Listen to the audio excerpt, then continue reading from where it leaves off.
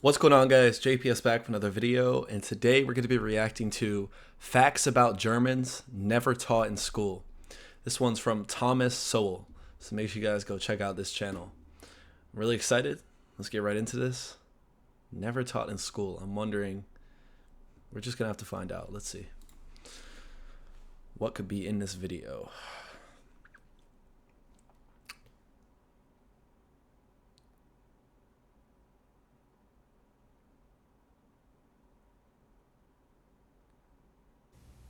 Germans are an old people. Their language is centuries older than English, French, Spanish, or Italian. But the history of a dozen years has cast a long shadow over the thousands of years of their existence as a people. The rule of Hitler and the Nazis from 1933 to 1945 not only sealed the fate of the Germans of that generation, it has colored the way Germans have been seen since then, as well as the way the previous history of Germans has been seen. German intellectual figures, social traditions, and political movements in centuries past that were once seen in the context of their own times are now often seen as precursors of Nazi totalitarianism or of the Holocaust. Was all of German history leading up to Hitler? Or were the Nazi years simply a tragic aberration on a monumental scale? The collectivization of Germans in the minds of others has had major consequences in the real world, quite aside from its impact on intellectual conceptions of this people. At the end of the Second World War, millions of people of German ancestry living outside the Reich in various parts of Eastern Europe and the Balkans were sent back to Germany, even though many of these families had been living where they were for centuries, and many of the individuals sent back to Germany had in fact never seen Germany. Winston Churchill protested these mass expulsions of millions of Germans on a scale grievous and undreamed of, and said, "We must banish revenge against an entire race from our minds." In order to assess the 12 fateful years of the Nazi regime and its relationship to German culture and history in general, we must first review that history and that culture. Germans, as a people, have extended well beyond the boundaries of present-day Germany, not only in Europe, but in overseas settlements in the Western Hemisphere and as far away as Australia. The extent to which these far-flung settlements could be considered German, and for how long, depends of course on the extent to which German culture persisted among them, and whether or not that culture was linked to the German nation-state. To assess that, we need to see, at least in outline, some of the prominent features of the culture and values historically associated with Germans. Moreover, the features of German culture stand out in sharper relief against the cultures of the surrounding peoples, such as the Slavs of Eastern Europe or the British and French to the west. Long before German societies became industrialized, Germans were skilled craftsmen in many fields. Germans were known for brewing beer in Roman times, and Germany today produces more beer than any other country in Europe. People of German ancestry have set up breweries as far away as Australia and China, the famous Tsingtao beer of China having been created by Germans there. No The way. leading American brands of beer, Budweiser, Coors, and Miller, were likewise all created by people of German ancestry. German breweries in Buenos Aires drove English beer out of the market there. In the Brazilian state of Sao Paulo, the only producers of beer in the early 20th century were Germans. Wow. Beer brewing Germans are not simply a stereotype. German craftsmen also... Wow. I mean, I've already been very complimentary of the beer in Germany just by trying it. But it is true. Like, when you think of beer, beer in Germany are like, and people who aren't from Germany or are looking outside, that's one of the first things you think of. And then also, it is true how Germany is also always used as like an advertisement for beer and stuff. Like, for example, there will be places they'll advertise that they have a beer garden when it's really just like an outdoor seating area with like 2 tables, and that's considered a beer garden. But a lot of that German and kind of influence and things like that, we use that as advertisement because beer, German, oh my God, it's so good. Like, we have to go there. Like, that's literally how it's viewed over here. It's crazy. also pioneered in the in United making States. pianos and took this skill with them to other countries. The first pianos in colonial America were built by Germans, who also led the way in building pianos in Australia, Russia, France, and England. Wow. German craftsmanship also created optical products that made such firms as Zeiss, Schneider, Rodenstock, and Voigtlander world leaders in high-quality lens production. The leading lens-making firm in the United States was founded by two German immigrants named Bausch and Lohm. Printing was another area in which Germans led the way. Gutenberg introduced printing with movable type in Europe, and centuries later, Germans set up the first printing press in the Western Hemisphere. When printing presses began to spread from Western Europe into Eastern Europe, they spread first into German enclaves in the East, because here were concentrated people who could read. Germans also pioneered in map making. The name America was given to the Western Hemisphere by a German map maker. Mining was another area in which Germans became renowned as far back as the 16th century. Copper mines in Britain were opened up by Germans, as were silver mines in Mexico, Spain, and Norway, in addition to the German mining communities in the Balkans already noted. German craftsmanship in metal created the first armor and swords manufactured in Mexico, as well as the renowned Kentucky rifle, which was in fact made by Germans in Pennsylvania. For thousands of years, Germans excelled in military operations. German generals held positions of high command in the Roman legions, as they would in later centuries command armies in Tsarist Russia, in South America, and in the United States from the Revolutionary War of 1776 to the two world wars of the 20th century, in both of which the U.S. Army was commanded by generals of German ancestry, Pershing and Eisenhower, respectively. German commanders of American military forces in the Second World War also included Admiral Chester Nimitz, who commanded the Pacific Fleet, and General Karl Spaatz, whose bombers reduced much of Germany to rubble. In both world wars, the armies of Germany inflicted far more casualties on opposing forces than the Germans sustained themselves. During the Middle Ages, the Teutonic Knights conquered Prussia, which became the heartland of German military prowess for centuries to come. German fighting men were in demand by rulers in Eastern Europe and in the Ottoman Empire, and were used by the British in their attempt to suppress the rebellious American colonies, as well as by the Americans in order to bring their citizen army up to the military standards required to fight the British. Ironically, Germans produced not only leading military men, but also leading pacifist groups, such as the Mennonites, who also spread to other countries. Yeah. Whether in agriculture, industry, commerce, or the military, Germans became known for thoroughness, organization, punctuality, and hard work, as well as for specific skills. Other countries not only welcomed German immigrants, but some actively recruited them, and in some cases subsidized their travel. Not only in Eastern Europe, but also in developing nations in the Western Hemisphere and in Australia, Germans were recruited to pioneer in opening up undeveloped wilderness. Wow. Wherever Germans settled around the world, there were newspapers printed in German. In Russia, the St. Petersburger Zeitung was founded in 1727, followed in later years by the Saratov Deutsche Zeitung in the German agricultural settlements on the Volga, and the Odesser Zeitung among Germans who settled by the Black Sea. In the United States during the immigrant era, most of the foreign language newspapers in the country were German. St. Louis had two daily newspapers in German as early as 1845, and out on the plains, there was an Odessa Zeitung set up by German immigrants from Russia who had kept their language and culture intact after settling in Russia for generations and then resettling in the United States.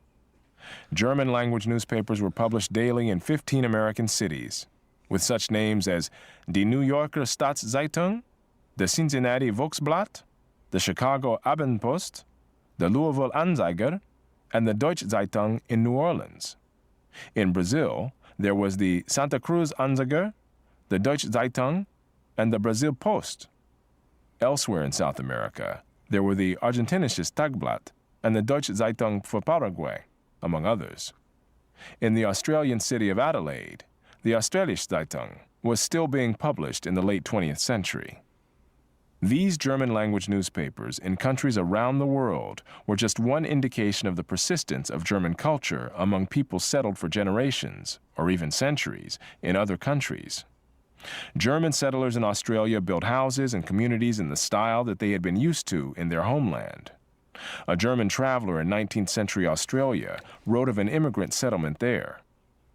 There are German public houses, a German drugstore, German doctors, stores, blacksmith, carpenter, school, church. In fact, everything is German. The traveler would believe himself in some little village of the old country between the Rhine and the Oder. A rural village in Argentina was described this way by a visitor in 1967. I entered the church and heard something I did not remotely expect in this distant place. Traditional German hymns of Holy Week, sung in typical Volga German style in which each voice remains distinct. I looked around. Men, women, and children were in their Sunday dress. Some of the women wore scarves. Beneath them were faces like those of the country people in Germany. In front of the nave, the minister was preaching in common German to the parishioners. It was difficult to believe that I was in Latin America, that the ancestors of these people had left Germany for Russia 200 years ago. This cultural persistence among Germans around the world represented a loyalty to the particular subculture of the locality from which they had come, not a political loyalty to the German nation.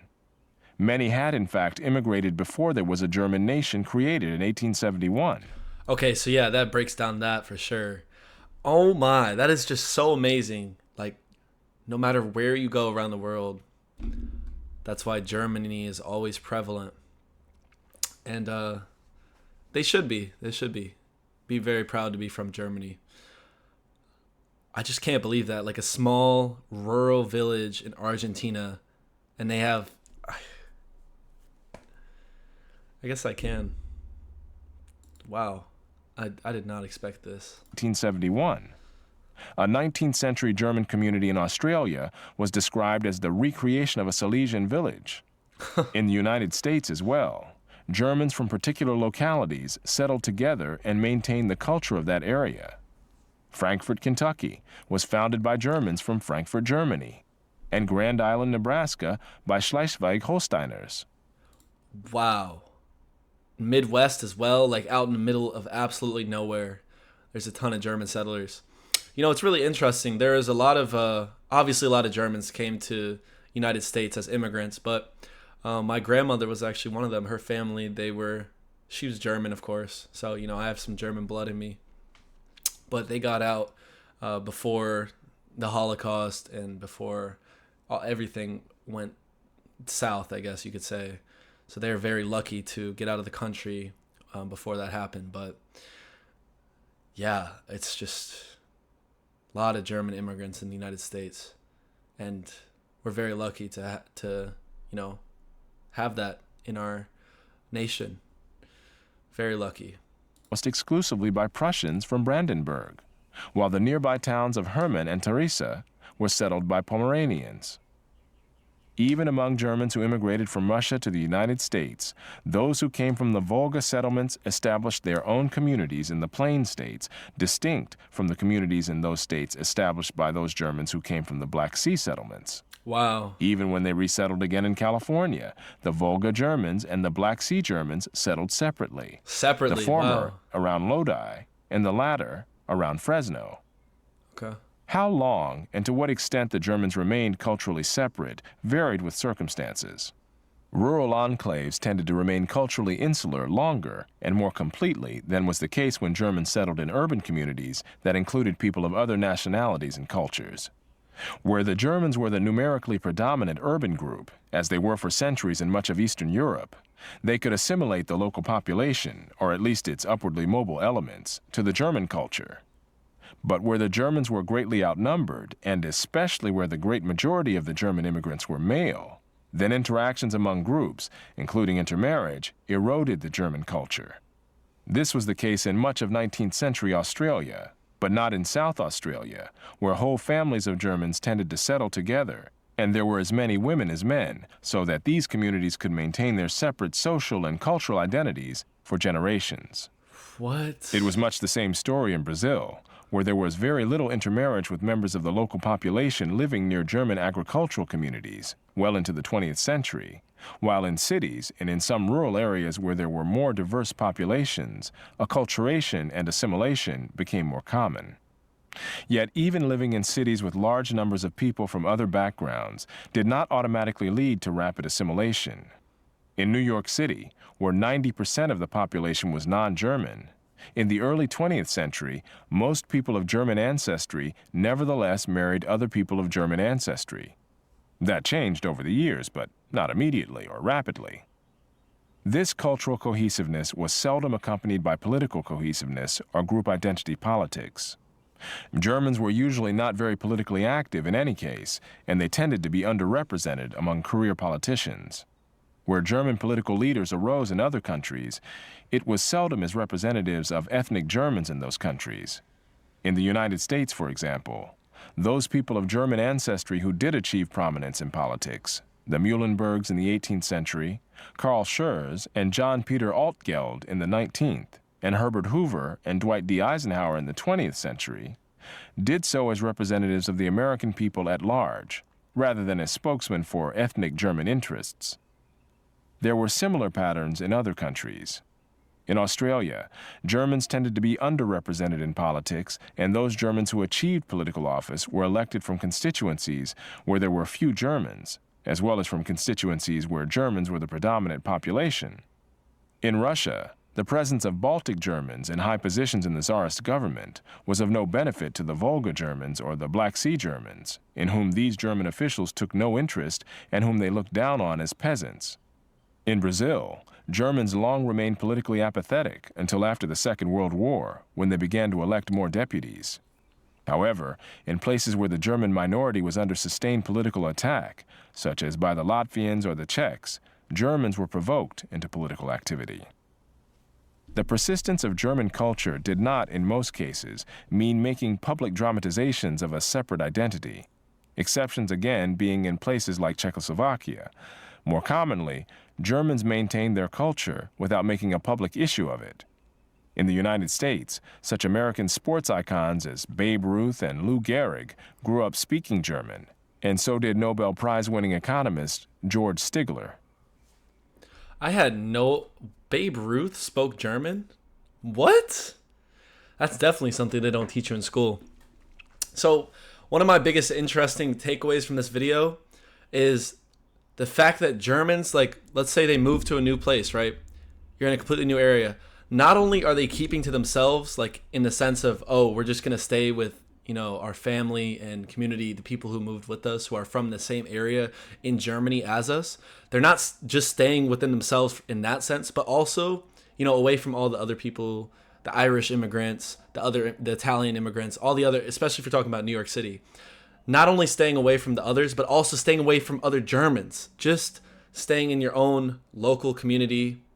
Like, that is honestly shocking, because I feel like with immigrants from a specific nation, especially if you're in an unknown place, I think oftentimes I will see them, band together with people who are of their same nationality, because it just seems like the normal or natural thing to do. So the fact that Germans would view themselves as very individual and separate from the state, which of course, like the author said, there wasn't always the state of Germany. Like, it wasn't always this big Germany. There was lots of different little pockets. So the fact that they stay within themselves, not only away from people who aren't German, but also from people who are German but not from the same place in Germany as them, is just very amazing, and just shows how individual, insular, and that's not always a good thing, but very independent and strong is how I would view something like that. Like, it's very interesting. So a lot of this video was focused around immigration and what the Germans were like, and a lot of these principles are still here today. And although definitely the Holocaust and Hitler has tainted people's view of Germany, especially Americans who aren't educated or don't really know anything about Germany. Like, that's just the first thing they point to. But I think a lot of people are starting to see past that, and as time goes on, these things will fade away. Again, not to the point where we're ever going to forget them, and I know Germany doesn't want that either. Like, everyone wants to keep this fresh and remember, like, that this happened. Not everyone, of course. I know there's in Germany, there's people who want it to be done, and they're tired of talking about it, and there's a lot of different viewpoints, which I get, but overall, this is a really interesting video. It was cool to learn about some history, especially Germans immigrating. So let me know what you thought about the video. Throw something in the comments down below. And thank you guys so much for watching. I'll see you all in the next one. Peace.